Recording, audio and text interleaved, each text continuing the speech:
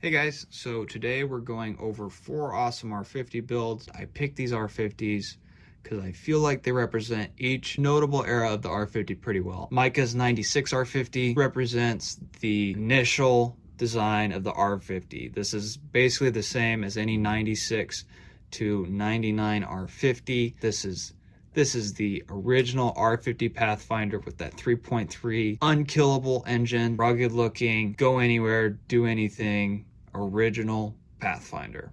And then we've got Zach's silver 2000 R50. So this is where rugged and reliable meets the aesthetic. Got the facelift, which is a really nice, solid looking, clean cut, but he's still got that awesome VG engine. He's still got the manual transfer case. This is rugged Pathfinder gets a small update. Alex's 02, the VQ35 has been in the Pathfinder for less than a year at the point that Alex's vehicle is built. It's the LE, it's the luxury edition. So this is, rugged Pathfinder gets engine and luxury update, all with that clean, perfect facelift aesthetic. What is notable also about Alex's is throttle cable driven, all-wheel drive. That was a really important model year. And then last is my Pathfinder, which is ultimately the 03 and 04s are offered much the same to the 01s and 02s, except they're all drive-by-wire, which negates the idle air control valve issue frying the ECM, but it does mean that your throttle can be more finicky. You have to clean it out, clean out the throttle body. Notably on the 03 and 04, that's where the limited slip differential absolutely gets neutered. 30 or 40 foot-pounds if you even have the limited slip. But those are really the 4 different spec R50s. All right, the first build we're going to start with is Alex's black Pathfinder. I've met Alex twice. He's a super nice guy, and he's put a ton of time into this vehicle. So Alex has a 2002 LE trim Pathfinder. That one comes with the auto T case and a VQ35 automatic transmission combo for him. He's got 4.363 gears, and he has the open front diff still, and he's got the stock LSD in the rear, which was came on the 02 LE. That's about 60 to 80 foot-pounds of torque from the factory. It's probably a little weaker than that by now, but that's what he's got. And then the thing that might confuse you if you look at it, he's got a honeycomb grill swap. So his lift, he's got OME HD, the heavy-duty 2928 front springs. He's got those in KYB struts, and then those are paired with the Pines to Spines subframe drop kit, and then he's got 9 448 springs and a 1-inch spacer in the rear, combined with Pines to Spines panhard bar drop rack. He's got Bilstein 33 1855 69 shocks, which are about 30 inches long, extended, and 12 inches of travel. So some supporting suspension mods that he's got. He has longer brake lines front and rear, longer diff breathers front and rear, and then he has the extended steering link that you need to run a subframe drop. I believe he has 1 pair of camber bolts on right now. I could be wrong. He swapped all his suspension bushings to poly bushings, and he has his own custom-made missing link. For armor, he's got SF Creation aluminum front skid plate, and then he does have a trailer hitch and a D-ring on the rear. So wheels and tires, he's got his stock 17-inch LE wheels, LE trim wheels. Those are really nice. He plastied up in black, and then for sure in the front, he's got 1.5-inch spacers. That helps his 265/70 R17 Falcon Wild Peak tires to not rub the strut. On those rims, that works out to about a 3.75 backspace. Because those tires are 31.6 inches tall in US numbers. Those wheel spacers and that back spacing is necessary to clear the strut regardless of suspension lift or subframe drop. He's got some auxiliary lights. I've seen those in person. He's got it really slick set up. He's got a front light bar. He's got some roof rack light pods. He's got some rear bumper lights Frenched in. And then he's got custom retrofit headlight from a R50 part out that happened near him. Those are super cool. And his lights are all controlled with an S-Pod style switching unit, so one unit just controls all the lights.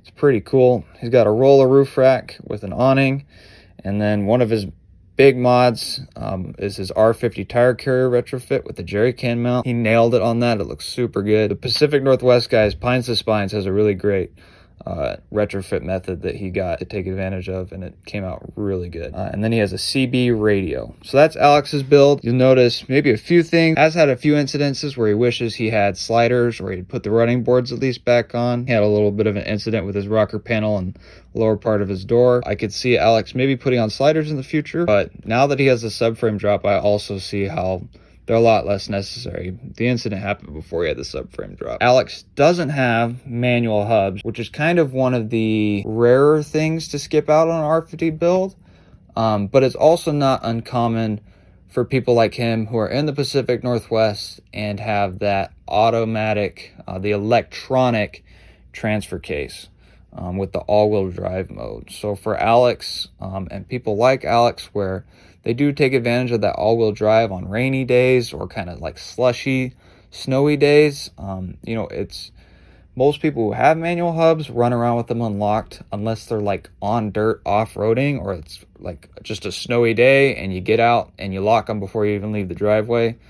And at least with the weather conditions that he's used to, it's nice to just be able to say, oh, you know, it just started rain and snowing or whatever. I'm just going to toss it in all-wheel drive. I don't have to get out of the vehicle and lock my manual hubs.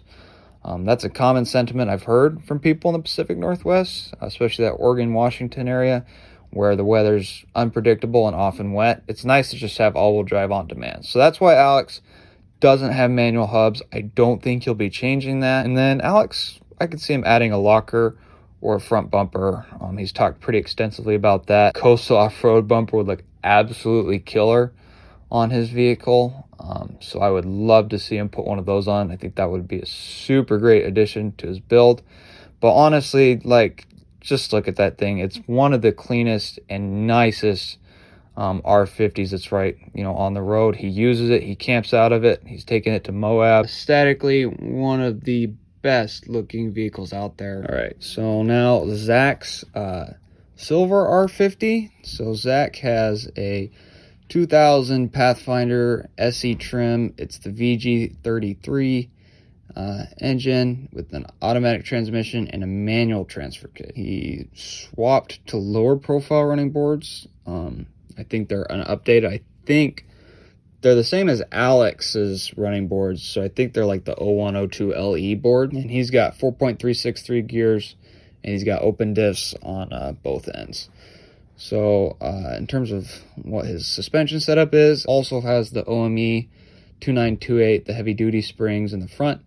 He's got KYB struts, and then the rear he has the Land Rover 9449 springs and the Bilstein 33 1855 69 shock. He has a slightly smaller tire size, 265/70 R16. That's a 30.6. So he doesn't need any wheel spacers to clear the strut. They're Falcon Wild Peak tires on his OEM, his 2000 wheels. Doesn't have a missing link, you know what, not a big deal. He's got that roller roof rack with a really actually slick surround lighting setup, tire carrier with the jerry can mount, and the trailer hitch in the rear. With Zach's build, it's very much, I've heard it referred to as like an OEM plus setup, which I think is fitting. If you had to build a Pathfinder on a budget that was just orientated around getting outside as much as possible and as quickly as possible, I think this is one of the ways you could consider doing it. You know, he's got a smaller tire size, which in terms of gas mileage and in terms of drivetrain wear is a smart decision. And then he's got a really just a solid lift setup. You know, the OMEs, they're great for riding on daily driving, and the 9449s are great for carrying a bunch of load in the rear, especially with his tire carrier. And honestly, Zach uses the heck out of this thing. He's also got a 5th gen 4Runner now, but he's really set this up that it takes him where he needs to go with as few mods as possible. And I think there's absolutely something to be said for that build style where you add as little as possible to it and you get as much as possible out of it. You know, he's not put in a ton of aesthetic mods. Most of the exteriors OEM, except for that roof rack and the tire carrier, which in terms of camping are great exterior additions. And then it's just, you know, the way he's built it, at least to me, keeping it so straightforward, it's like, it's an acknowledgement that the R50 is already very well set up to just get off the pavement, take on some obstacles, go camping. It does absolutely what he needs it to do, which I think that is probably the best way to measure a build, is to look at what it gets used to do and look how it's been built to do that. And if the two match, like, that is a perfect rig. Some things that you might notice are missing. Again, he doesn't have the manual hub. Again, he's a Pacific Northwest, he's a Washington guy, so I can see why no manual hubs on that. Okay, and then we also have Micah's red R50. So he has a 1996 SE Pathfinder VG33 engine, manual transfer case, automatic transmission. So his lift is the AC, the Automotive Customizers 2-inch front coils. He's got KYB strut, Land Rover 9448s in the rear with the Bilstein 33 1855 69 shock. He's got 265 75 R16 Goodyear Duratrax on American Racing 16x8 4.0 backspacing wheels, which, so this is where R50 math isn't necessarily straightforward, but I often tell people to get 3.75 backspacing, but there's a lot of people fitting that 31 to 32 inch tire size on a 4.0 backspacing. Micah's a great example of that. He's had 4.0 backspacing wheels for probably 4 or 5 years now, and he's had 32s for about 4 or 5 years now, never had a problem. And I know other people were on that setup. I end up having to go with the 3.75 number because it's the guarantee, 33 at 34 35 on it, and have no problem. He has a missing link. And then the big thing about Micah's rig is his front and rear custom 2 bumpers. They are absolutely awesome, gnarly, wicked. Got the roller roof rack, forward facing light bar, some light pods. He's got some really nice looking amber lights too, the CB radio. So Micah's probably the person I've hung out with the most. I've seen his Pathfinder 2 times. Micah's build, I really like it. He's got that limited slip diff in the rear, the 60 to 80 foot-pounds torque, open diff in the front. Micah has shown some interest in getting sliders. You know, he's had a few rocker panel incidents, especially a big one that he had while he was in Idaho with me. He crunched the heck out of his driver's side rocker. It was pretty impressive, but yeah, it's honestly pretty complete the way it is. He'll sleep out of the back of it. He's got it all set up to, you know, to camp how he wants out of it. And I mean, that's what I like about Micah's Pathfinder, is it's rugged. The 2 bumpers, the gnarly Duratrax, it looks really good. I mean, those bumpers visually add a lot of lift height. Micah also doesn't have manual hubs. If you're watching this video and you're not familiar with Pathfinders, I'm kind of making it look like manual hubs aren't that popular. I swear they're popular. It just happens to be that the people in this video, the people that I talk to the most, don't necessarily all have them. You know, if I had featured Jose's rig, which is very similar to Micah's, see, Jose has manual hubs. Yeah, that's Micah's vehicle. Really nice guy. Love wheeling with him. He's the biggest inspiration behind my build, just in the sense that when I got my vehicle, he's one of the first guys I started talking to. Super friendly. All right, so my Pathfinder, and it's, you know, my build, there's some things that I think ultimately aren't probably practical. I think the 32 by 11.5. I think realistically, with as much highway driving as I do, I probably should have gotten a lighter tire. They're not super heavy tires. If I could go back, I would have at least looked into going with a lighter tire combination. The re-gear to 4.6 also helps with that, so that's a fair trade. Or some things that you might say, why don't you have this yet? Front bumper might be one of those. Honestly, part of me is worried about adding any more weight than I already have to the vehicle. The front bumper is something that probably most people would have done before the Laka. Maybe not, but that's kind of how I perceive it. I feel like more people have front bumpers than they have Lakas.